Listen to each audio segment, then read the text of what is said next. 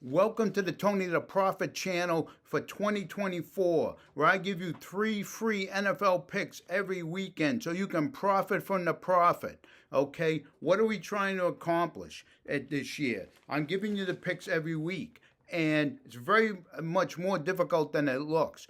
I usually like 5 or 6 games, and usually the game you like the best, okay, is the game that loses. So I have to look through those 5 or 6 games and give you the winners. There's people on ESPN, Fox Sports, multiple media outlets pick games every week and they can't get it right. Okay, the goal is to get 66%, which is a big task.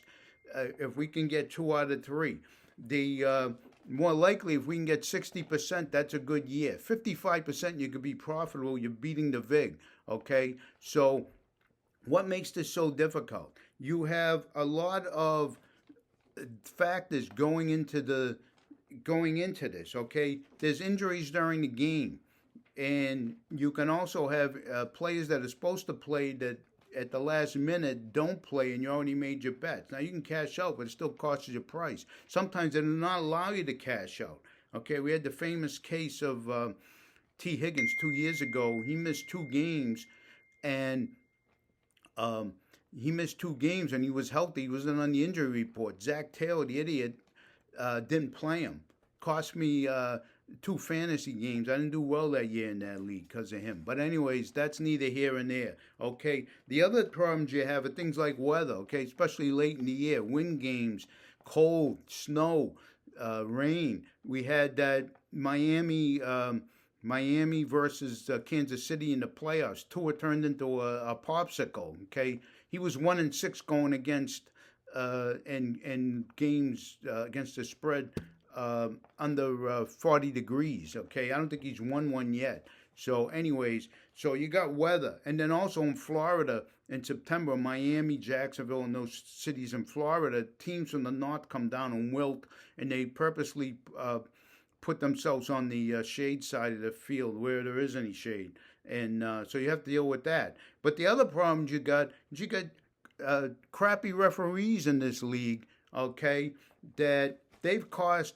13 games. They changed the outcomes with bad calls last year. Okay, and we're watching them this year. I'm keeping a notebook. Okay, but I have the sucky six, so you can avoid them if you want to. Okay, and let me give you the sucky six right here. First on the list, John Hussey. Okay, Trey Blake, Brad Allen, Clete Blakeman screwed me out of a plus 160 bet in 2019. Had Detroit when they sucked against the Packers at home. Money line bet, plus 160, leading 22-0. He calls 3 personal foul injuries on the last drive within the last under a minute and gives the game to the Packers, who didn't lead until the time ran out, 23-22. I should put in a small claims, go to small claims court to put in a claim against them. Okay, Kyle Cheffers and Scott Novak, the flag king. He thinks he's more important than the players. He wants to be on TV all the time. I have guys on the watch list who have screwed me and you. Okay, Ron Torbert. Okay, Bill Vinovich, Sean Hockley. Can't hold a candle to his dad, who was a good referee, and Craig Wolstad. So that's 10 out of the 17 refs that suck, okay? It's tough to beat these guys, but we're going to keep track of it. And God forbid that Roger Goodell and the NFL officiating to make over $18 billion, to have games on 8 networks on practically every day of the week, I think this year, except Tuesday, okay, can't initiate the technology that the minor league crap teams, spring league, have done, and done a tremendous job with showing us in the booth the play, showing us what's being said, and in 30 seconds they spot the ball to make a decision. Okay, I've watched the USFL, the AAFL, the XFL, and now the UFL, and they all do this technology. They can spot the ball within 24 inches of a first down. But Roger, no, he's not going to do it. So you have that to deal with, okay? So I'm going to give you a few tips from the prophet, so you can you can profit from the profit this year. Bet early. You should always be looking at the lines early. When the season starts, they usually have at least a week ahead. Okay? If you see a team's going to get smoked this week and the line's already high, bet it now against for the winner because it's going to go up 2 or 3 points. The other thing sign up on multiple betting sites, okay? I'm on DraftKings, I'm on FanDuel. This year I got hooked up with Fanatics to give me a bunch of free bets, profit bonus bets and stuff. Why? You have to arbitrage, okay? You have to look at all these sites and get your best deal and get it early, okay? There's differences in the line. There's differences in the money line. There's differences in the juice, okay, what they're charging to make the bet. Get a piece of paper, make a spreadsheet. Early in the week, take a look at these things. You can gain a half a point and a half. You're beating the book that way, okay? If you're going to wait till Saturday and Sunday after everybody spent their money and the book has these lines honed in so tight that you can't get a index card put through there, that you're going to lose because it's already over. They've already decided and done that. So you got to bet early to get the best odds. And then I have something called innocent until proven guilty, okay? I watch the trend so you don't have to, okay? Cleveland defense last year. At home, Cleveland was great, gave up 11 points. On the road, they give up 29 points, okay? Dallas Cowboys, tremendous at home. 8-0, 4-4 on the road. I don't think they covered many of those road games that they lost, okay? Lamar Jackson in Baltimore Ravens. 20-1 against the NFL. This guy doesn't lose against the NFL, okay? I'm giving you free money. The 4 or 5 games that they play the NFL, the NFC.